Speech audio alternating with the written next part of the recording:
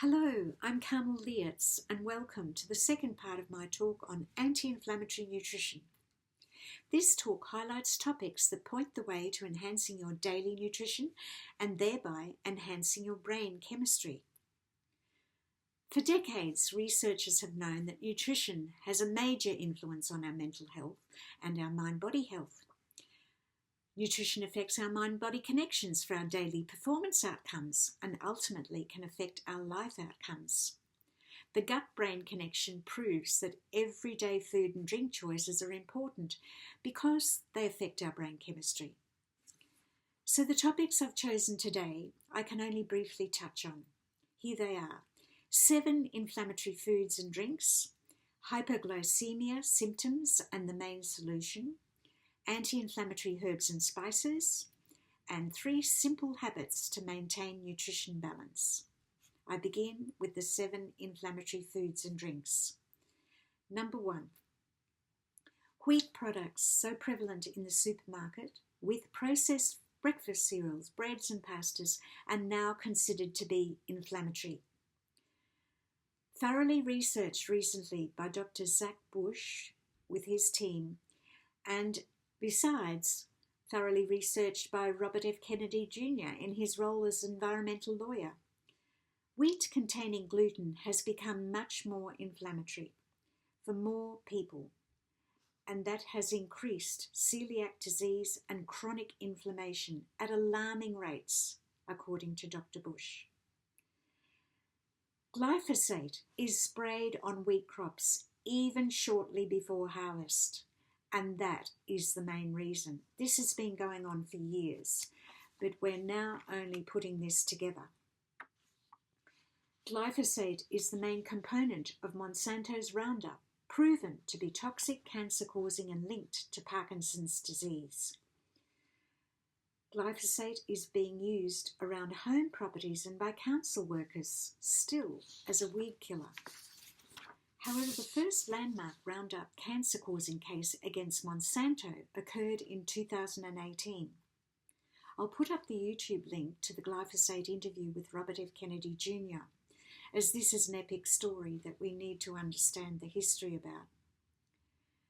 Because glyphosate is toxic for our health and the environment, we need to speak out to local councils to ban all glyphosate and Roundup products.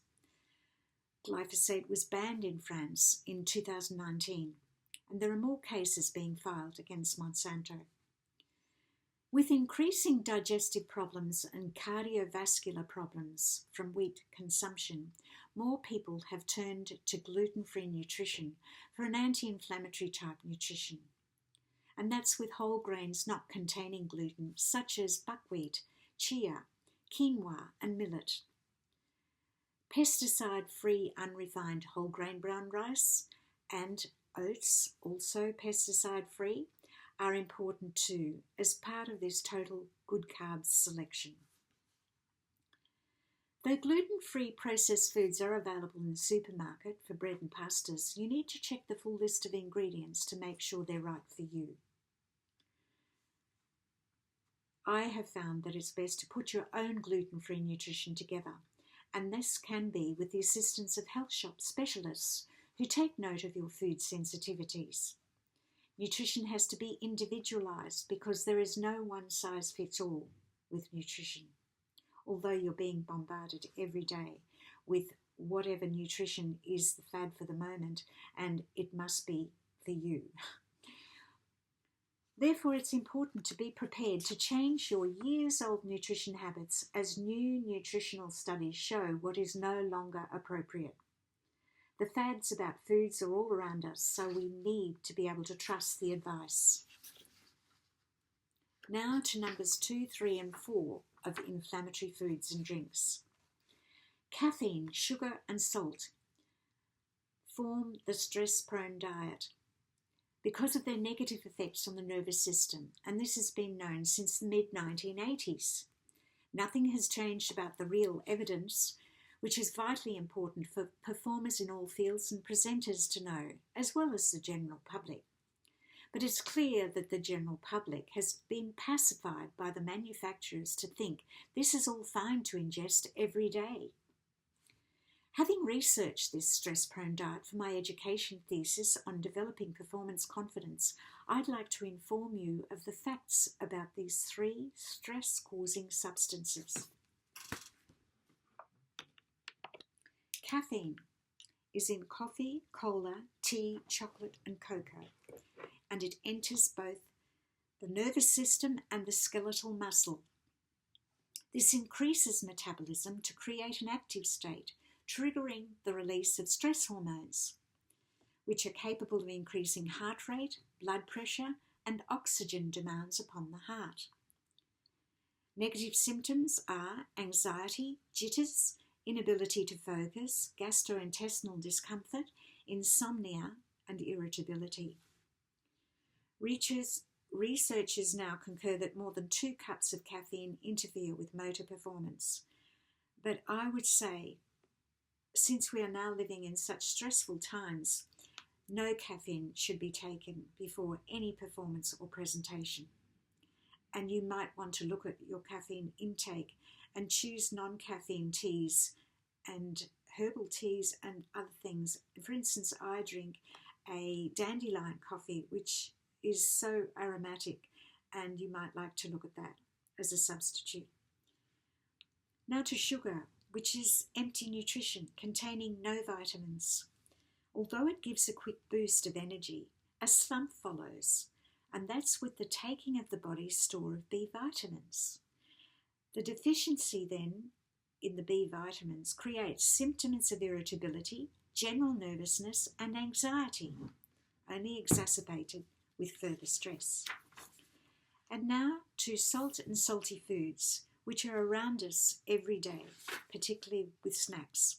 These have to be minimized or avoided as the body stores salt. Excessive salt causes fluid retention, which has the effect of increasing nervous tension, leading to higher blood pressure.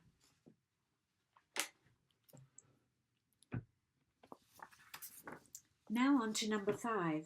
Soda drinks are carbonated beverages loaded with sugars, artificial colours and preservatives, causing exponential inflammatory chronic health problems such as obesity and diabetes type 2.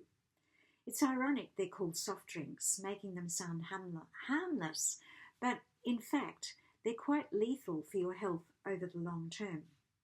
It's tragic to see young children given these daily because their parents drink these harmful drinks not knowing the consequences. All soft drinks, including colas, should be banned from all school settings, with the explanation of why, so that children understand. What are we really doing here? We're trading mind-body health for corporate profits and more medications. People need to understand these connections. Now to number 6. Trans fats are the highly inflammatory cooking fats used in fast foods. Number 7. Red meat and all processed meats are known to be inflammatory. Although there is a push now for grass-fed red meat, and it may possibly be considered safe, how would you know with airborne pesticides? And pesticides are always airborne. It's better just to avoid it altogether. The Cancer Council in Australia has said we must reduce red meat consumption. And I haven't eaten red meat for probably 10 years and I don't miss it one bit. Not at all. Now to processed meats, which have nitrites as preservatives, and that's for curing as well. These are scientifically proven now to cause cancers, including bowel, breast or prostate cancer. You can read this article in The Guardian by David Batty from December 2022, urging the UK government to ban this chemical used in all processed meats such as bacon and ham. And that's the scientists speaking out. With the headline, "Too much nitrite-cured meat brings clear risk of cancer," scientists say. And this chemical is used in all processed meats such as bacon and ham, which people eat virtually every day. I believe poultry choices, that is chicken, duck or turkey, could be a better choice. and I eat these. And that's so long as it is organic or free range and hormone free. There are serotonin benefits with poultry too. After these sad revelations about inflammatory foods and drinks, you might like to know what elite athletes do to get their immune system up very quickly. They leave out wheat and dairy, and that was even before the pesticide scandal was known. When I first read this in a sports journal, I immediately thought, why aren't we all doing this? As coach and performer presenter, I say don't eat wheat or dairy before any performance or presentation, and even or soon after any performance or presentation, because it affects the immune system. Now to symptoms and the solution for hypoglycemia. What is hypoglycemia? It's a condition of unstable low blood sugar levels. Apart from being known as a diabetic condition, hypoglycemia can easily result from delaying or skipping meals, not eating enough sustaining good carbohydrates, eating foods high in sugars, or doing extreme strenuous exercise. The symptoms are many and varied, starting with a headache and followed or immediately with it digestive problems, and then comes anxiety, trembling, increased heart rate, fatigue, feeling faint, blurred vision, and feeling a lack of control with indecisiveness, all of course affecting performance. The main solution is to be vigilant about stopping to eat and drink regularly throughout the day.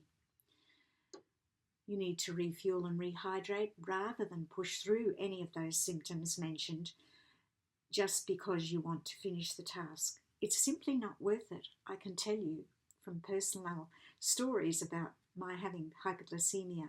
The fatigue descends and can last till the next day and takes quite a long time to get over. That means, of course, planning your short breaks throughout your workday. But these nutritional breaks boost your brain for concentrational focus. The ideal is less food more often. We might call it grazing, just as animals do, because this habit creates energy, calm, and focus. The hypoglycemic effect can affect musicians and other high performers, and that's during long practice hours, and of course after practice or after a performance. However, this common condition is explained in my performance confidence book with further strategies to overcome this, and you can certainly overcome it, as I did. And my habit was just forgetting to eat because I was just so focused on reading the research that I was doing and so engrossed in it. So that was a huge lesson for me, and it's a warning sign for me now, every day, because it does create havoc and you don't want it to become chronic. Now to anti-inflammatory herbs and spices. We can all benefit from learning more about the many anti-inflammatory spices and their effects along with the anti-inflammatory herbs. The more common herbs you know, like mint, chives, basil, parsley and coriander, you can of course grow in pots yourself. I'm going to only mention a few things here. Garlic, though a vegetable, is used as a flavoursome herb, and that's for its antibacterial, antifungal, antiviral properties and its ability to fight off colds and flu. I was going to mention the Indian herb ashwagandha, but I've since noticed that it has some side effects. Instead, I'm going to mention things that have stood the test of time as herbal medicine, and this is olive leaf extract. It's not a fad at the moment, but it's always been around, and it's potent antibacterial, antiviral, and antifungal agents. So well worth looking into, and it boosts your immune system. So that's handy to have around always, and it's in a liquid in a bottle. The other one I'd like to mention is St. John's wort, the ancient Greek herb, which is in Europe used by doctors instead of prescribing antidepressants. So it alleviates stress, anxiety and depression and helps with sleep because it boosts the serotonin levels, which also boost melatonin. So that comes either in a tea, a tincture, or oral drops, and it's well worth looking into. So you could begin with the tea. Notable anti-inflammatory spices are ginger, turmeric and chili. Turmeric's main component, curcumin, reduces inflammation not only in the joints but elsewhere as well. I have to mention at this point that I'm unable to take ginger, turmeric or chili. They're far too strong for me, and that's an important point to note with your sensitivities. However, I enjoy taking curcumin supplements and they don't affect me at all, but I notice the anti-inflammatory properties, so that's a good point to note. And of course there are the many anti-inflammatory health benefits from cinnamon, cloves and cardamom. But just remember that's what's fine for everyone else may not be fine for you. Now to 3 simple habits to maintain nutritional balance. They're very simple. So often as possible. Prepare your own lunch and drinks, and that's with snack packs as well, of fruit, pure mixed nuts and seeds and dried fruit. And one of the best dried fruits would be dates. But you have to note whether they've got any vegetable oils added, because that happens to be the case very often today. So it's only when they're pure that they're really healthy for you. But it's wise to have these for work or travelling so that you avoid risky food choices, and of course you've always got these on hand and don't have to wait in queues to get your food. Instead you have extra time for time out to relax in nature places and enjoy eating peacefully and rejuvenating. And finally, or not quite finally, honour your unique sensitivities and food sensitivities, as I've mentioned throughout this talk. And if you're unsure, you can be tested by an allergist. But the more sensitive you are, the more likely you are to know these already. And finally, keep in mind that whatever we ingest has the power to change our thoughts, feelings and actions. And they can bring us up or down, whatever we're eating. So it's a good thing to just ask before you ingest anything, is this going to bring me up or bring me down?